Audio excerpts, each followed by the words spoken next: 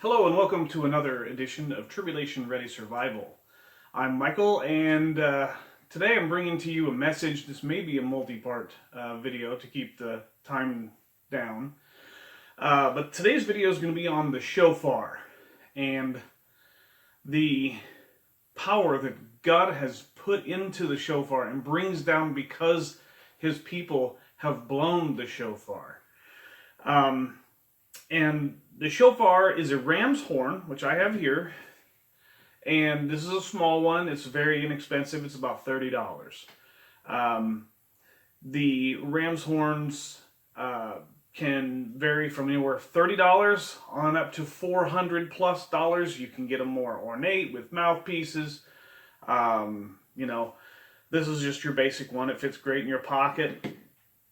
But the shofar was an instrument that God has used since as far back as the noted reference in Exodus. And I will give that verse to you here in just a few minutes. But it goes all the way back to the beginning parts of the Bible. The shofar has been used throughout history, as well as trumpets. The name is often used interchangeably.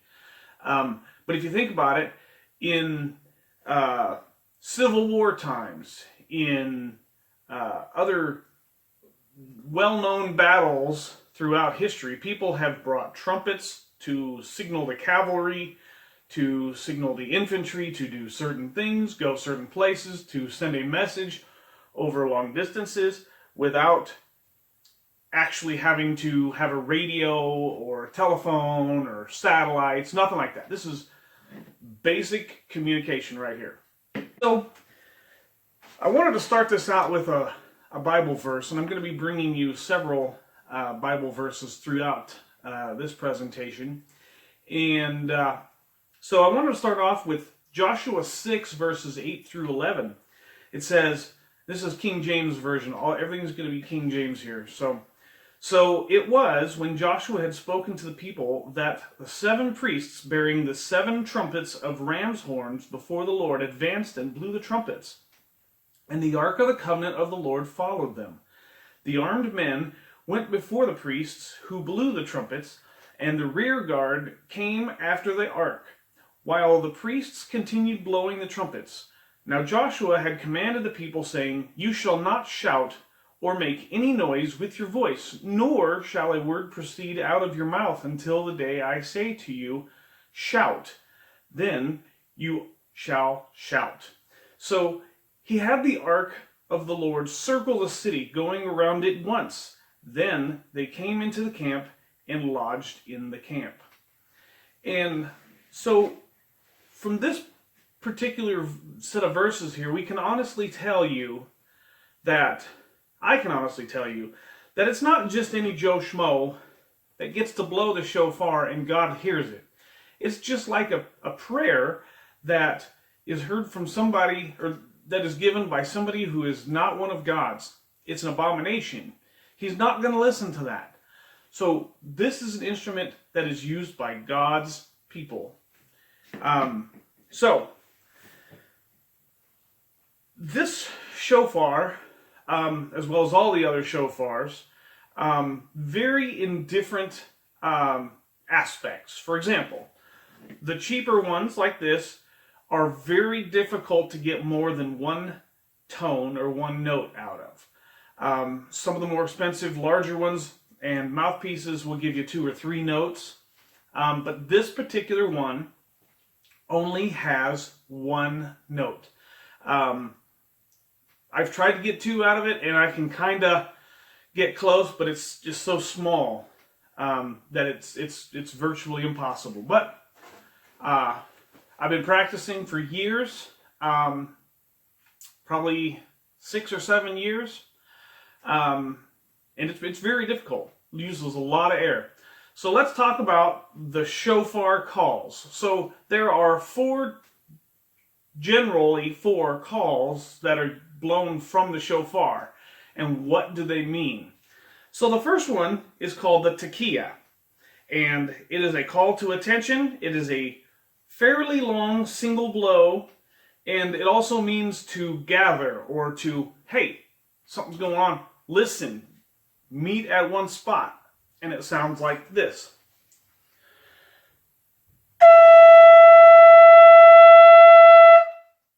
Just like that. So, the second call that comes from the shofar is called the Cheverein. And it is 3 individual notes. It stands for sadness. It can also stand for joy. It stands for brokenness, and it is also used in times of trouble, spiritual warfare, and it sounds like this.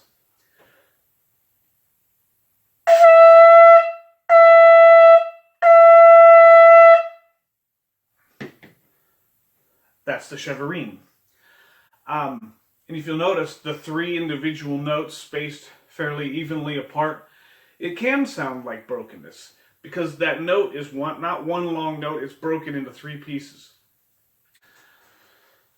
Okay, the third call is the Teruah.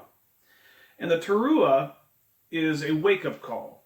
It's a massive shout. It is often used with the other, in combination with the other calls, but is often used in the Feast of Trumpets, which is one of God's mandated feasts. We'll talk about that in a different video. But it's 9 individual blows, individual notes.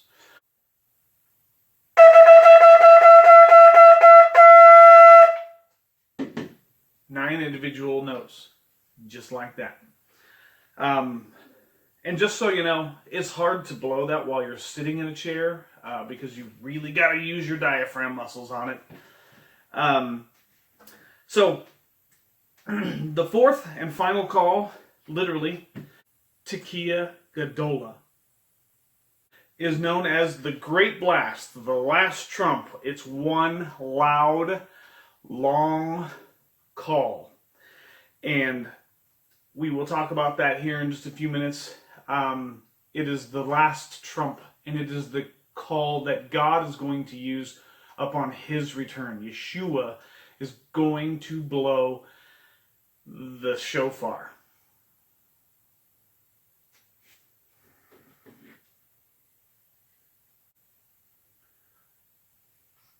And it sounds like this.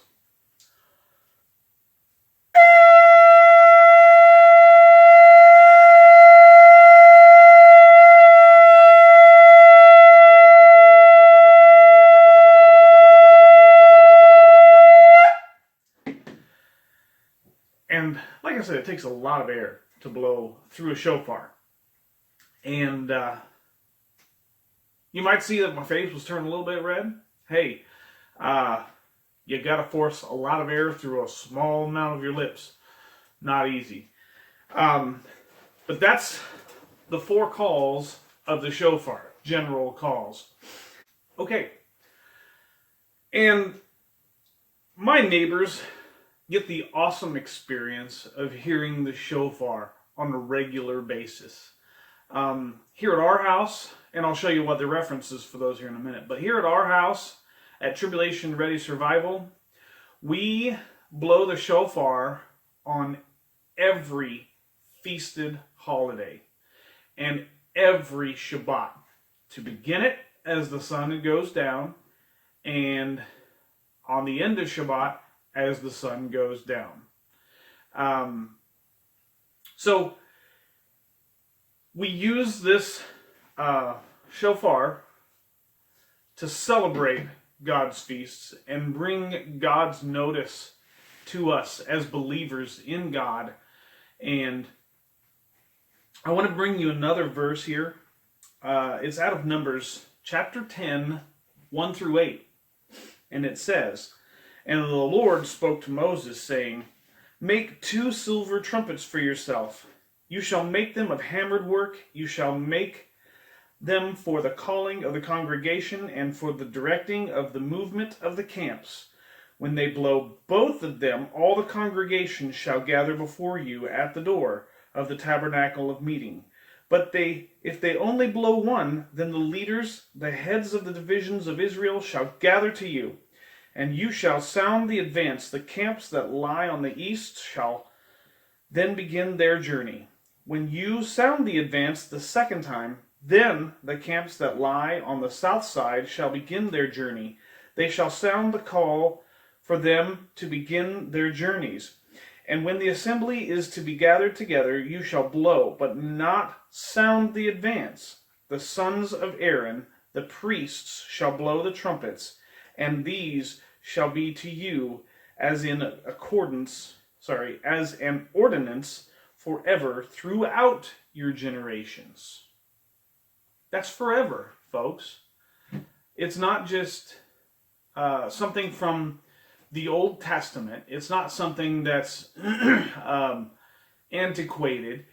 It was something that was used then, and it's used right now. Another Bible verse to go along with that. 1 Chronicles 13, 5 through 8. So David gathered all Israel together, Sihor in Egypt, from Sihor into Egypt, to as far as the entrance of Hamath, to bring the ark of God from Kirjath Jearim. And David and all Israel went to Baalah, to Kirjath Jearim, which belonged to Judah, to bring up from there the ark of God, the Lord, who dwells between the cherubim, where his name is proclaimed. So they carried the ark of God on a new cart from the house of Abinadab to Uzzah, and Ahio drove the cart. Then David and all Israel played music before God with all their might, with singing on harps, on stringed instruments, on tambourines, on cymbals, and with trumpets. And when he says all their mights, I'm telling you, this takes a lot of air. I've been blowing it for 6 or so years, many years, and it doesn't get easy. If your mouth isn't moist, this ain't going to work. During the shooting of this video, I've had to have a couple of edits while I'm blowing this because you just can't pick this up and blow it. It doesn't work that way. You've got to be ready to blow it. And sitting and blowing it is even harder because you can't get the access to your diaphragm muscles as well. Also, one more last verse here. It says in Psalm 81:3, blow the trumpet at the time of the new moon, at the full moon, on our solemn feast day. Now, there are days that are feast days. Now, we'll talk about all the feasts of the Lord, in a later video, but that includes Shabbats. If you are one of God's followers and you celebrate Shabbat to its fullest and you follow God's law, you can blow this. You should be blowing this because it brings God's attention to you. I'm going to tell you that, and I'm going to this is kind of an aside here.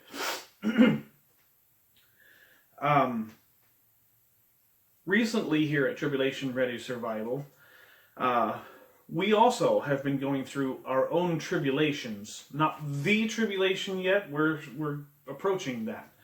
But we've been going through smaller tribulations. And with the combination of fasting and blowing the shofar and telling God I needed his help. I needed him to recognize the turmoil and the pain that we were in. I blew this shofar a lot. Hundreds of times, I'm sure. And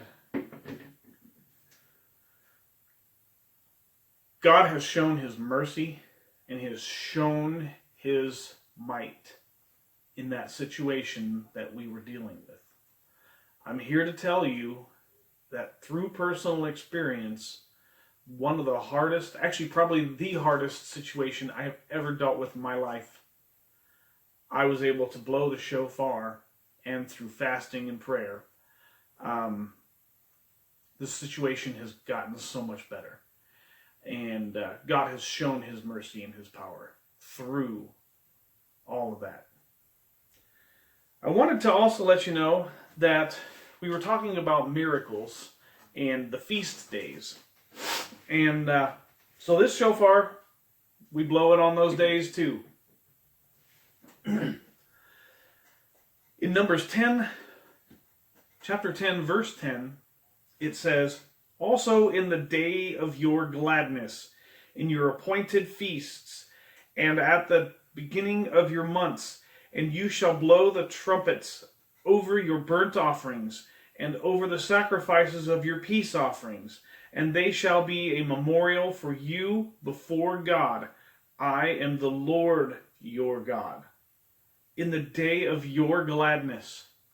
This isn't just for times of trouble. It's not just for war. It's not just for feasts. It's for God to notice you and you to celebrate your time with God. Something great just happened.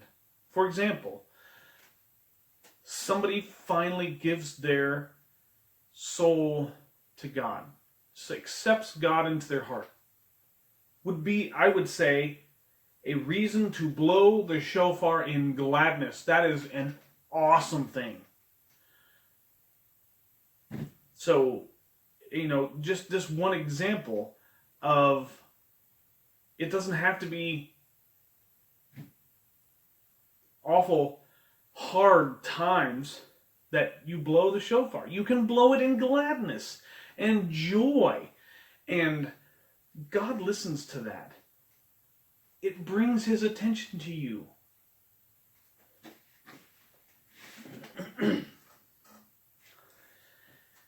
Another joyous time in Exodus. This is the one of the earliest references I could find. In Exodus 19:16, the trumpet was blown. When God gave the law to Moses.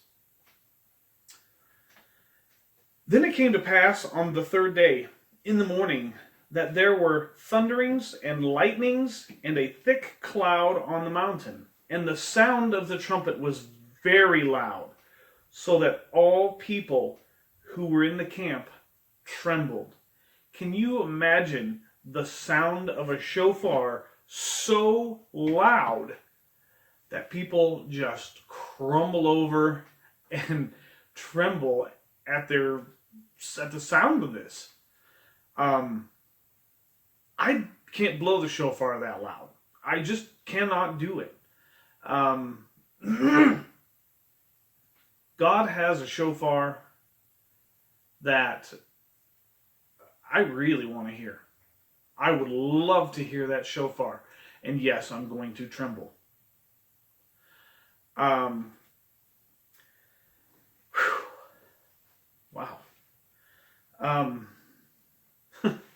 Yeah.